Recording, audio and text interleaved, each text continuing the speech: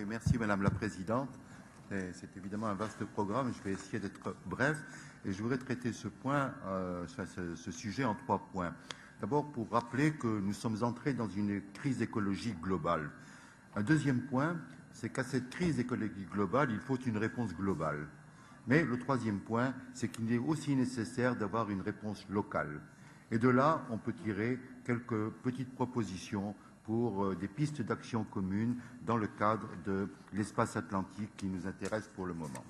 Le premier point, vers une crise écologique globale, nous y sommes entrés parce que les scénarios sur le changement climatique montrent tous que le scénario tendanciel, business as usual scenario, comme on dit en général, conduit à un état du monde insoutenable.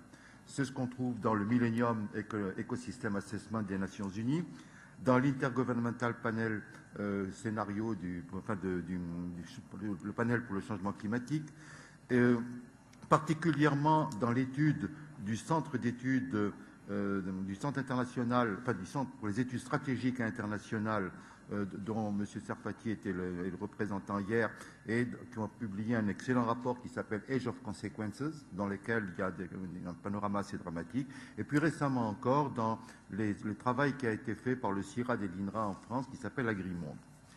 Ces modèles, ces scénarios montrent tous que notre modèle de développement et les aspirations des pays en développement pour un bien-être matériel comparable à celui des pays de l'OCDE ne correspond ni aux ressources de la planète, ni à la demande d'une population qui va augmenter de 50% d'ici 2050. Je crois que M. Wu Jianmian a particulièrement insisté sur cette limitation et sur la nécessité de changer de modèle. Or, ce qui est important, c'est de considérer que ce modèle peut s'écrouler, probablement pas brutalement, mais par gradation cumulative. Ça peut être des effets irréversibles du changement climatique, des crises alimentaires majeures, d'une accentuation de l'inégalité et de la pauvreté, et aussi d'un nombre croissant d'États défaillants. Le changement climatique s'achemine malheureusement vers les pires scénarios. Le scénario modéré du groupe intergouvernemental sur le changement climatique est désormais inéluctable, et c'était une estimation conservatrice. Les connaissances scientifiques, les mesures qui s'améliorent de manière continue montrent que la détérioration est encore beaucoup plus forte et beaucoup plus rapide et que les facteurs de risque sont de plus en plus accentués et qu'il faut revoir sans arrêt les modèles. La fonte des glaces qui s'accélère, l'augmentation des émissions de carbone, la sortie du méthane avec la fonte des glaces sur le permafrost des régions arctiques, et de telle sorte que l'objectif modéré de Kyoto, qui était de laisser les émissions à 550 parties par million, est déjà dépassé. Celui de 450 est devenu complètement illusoire. Certains scientifiques, et c'est un point très grave, par exemple ceux du Tyndall Center aux États-Unis, montrent qu'avec les scénarios optimistes, on ne peut pas empêcher une stabilisation à 650 parties par million.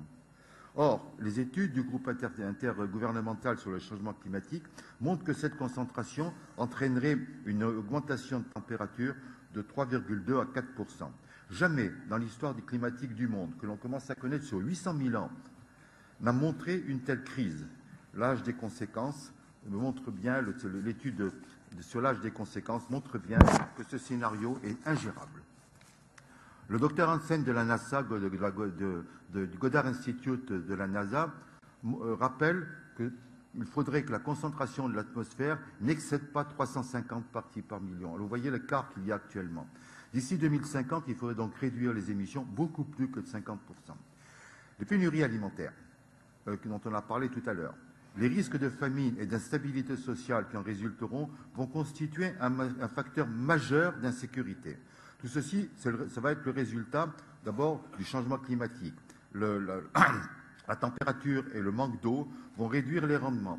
Les spécialistes estiment grosso modo, d'une manière générale, que l'un dans l'autre, 1 degré en plus, c'est 10% de rendement en moins, en faisant la part de ce qu'il y a en plus et ce qu'il y a en moins.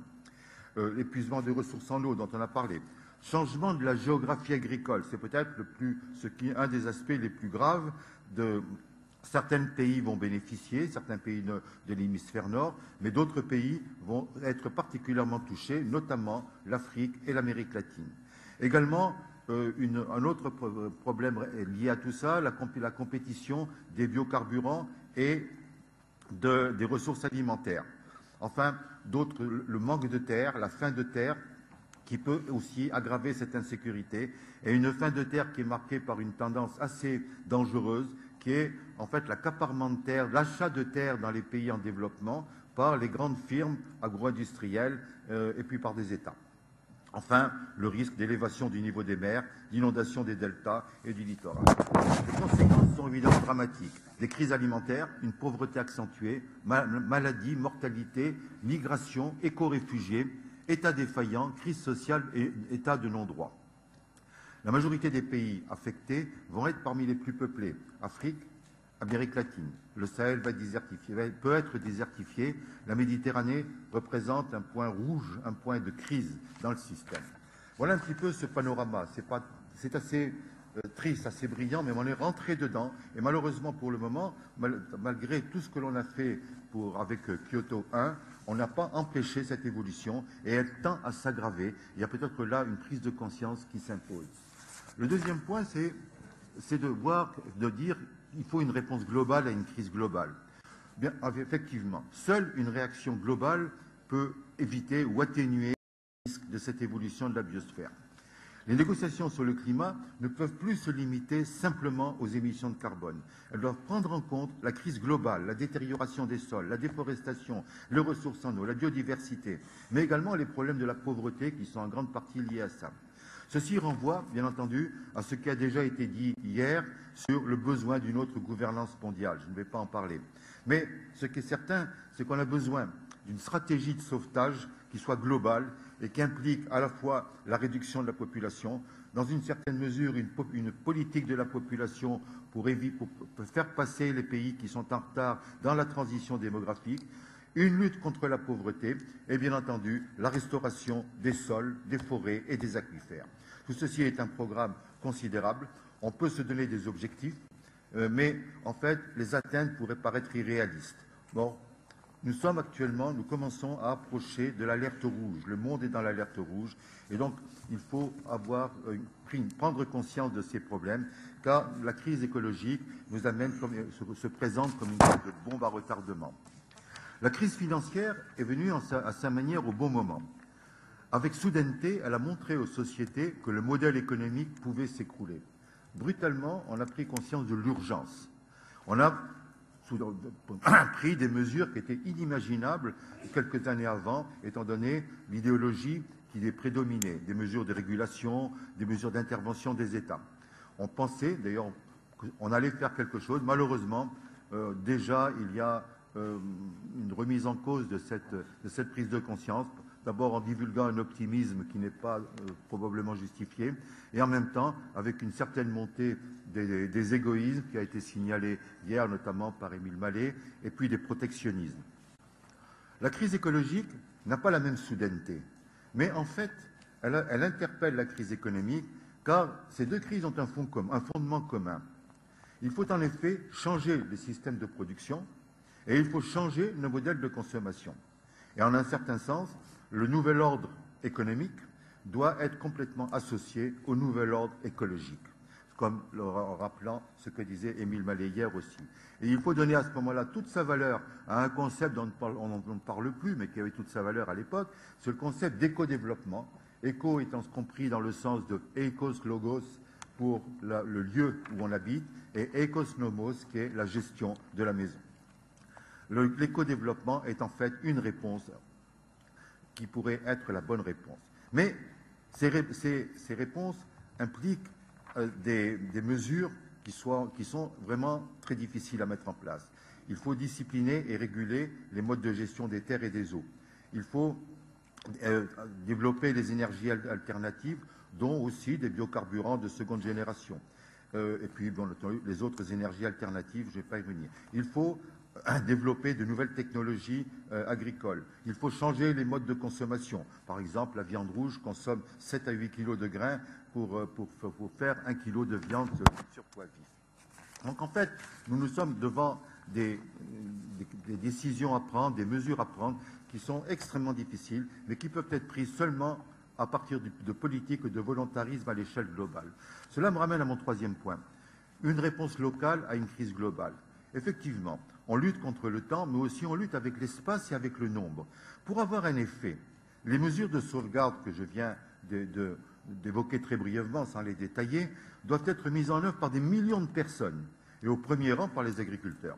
Il faut donc il faut les amener à renverser les tendances à la dégradation. Il faut qu'ils adoptent d'autres modes de gestion des terres, des parcours et des forêts. Il faut qu'ils apprennent à économiser l'eau. Il faut qu'ils adoptent d'autres technologies. Donc en fait, c'est un problème qui est immense. Les États peuvent décider ce qu'ils veulent, mais si les utilisateurs, les agriculteurs, les ruraux et les populations n'agissent pas, à ce moment-là, on n'est pas en mesure de répondre aux défis. Et cela implique, bien entendu, une responsabilisation des acteurs directs, ceux qui sont les acteurs de proximité, qui sont proches de la consommation, de la production, des ressources naturelles. Et bien entendu, cela renvoie à quoi? Au concept de la gouvernance locale. La gouvernance locale qui peut amener les individus à se responsabiliser, à contractualiser, par exemple, la gestion des terres et à faire des plans communs qui puissent être assistés par des structures d'aide technique gouvernementale ou intergouvernementale. Et bien entendu, tout ceci est lié à quoi? Aux politiques de démocratisation, aux politiques de décentralisation. Mais c'est aussi lié aux politiques de l'éducation, de la formation, de la santé. Là, à ce problème se rattache un autre problème extrêmement difficile, c'est que la gouvernance locale s'applique à des territoires, mais beaucoup de ces territoires vont changer. Il faut anticiper les migrations, il faut anticiper les désertifications. Toutes ces activités sont possibles, mais elles ont un coût. Elles ont un coût, j'ai terminé. Elles ont un coût, et ce coût pourrait être couvert peut-être pas simplement par le marché du carbone, comme ça a été le cas, mais par une taxe sur le carbone, par de l'aide internationale bien sûr, mais surtout par un nouveau concept. C'est le paiement des services rendus à l'environnement, car il y a un besoin de solidarité. L'environnement est un bien public commun. Il faut se rendre compte qu'actuellement, les dépenses militaires dans le monde font 1200 milliards de dollars. Il faut certes des armes, mais ce n'est pas avec les armes qu'on combat la crise écologique. Notre ennemi est à l'intérieur de la société. C'est dans notre incapacité à nous éloigner d'un modèle de développement soutenable que nous avons notre véritable ennemi. Alors, je passe sur le dernier point puisque je n'ai pas le temps, mais ça sera pour dire peut-être dans un autre cas qu'il y a quelques pistes pour une action commune, notamment pour avoir des stratégies macro-régionales pour identifier les risques et identifier les ressources, pour évaluer en commun ces ressources, pour faire des transferts d'expérience, l'Amérique latine ayant de grosses expériences en matière de gouvernance locale, pour avoir des échanges de technologies nord-sud et sud-nord, et enfin pour voir dans quelle mesure certains pays d'Amérique latine ne peuvent pas nous donner de leçons. Et je citerai à cet égard l'exemple de la Constitution de la République de l'Équateur, qui est la première à avoir deux titres, l'un sur le développement rural et l'autre sur les droits et devoirs des citoyens vis-à-vis des ressources naturelles. Je m'excuse d'avoir dépassé un petit peu mon temps. Merci.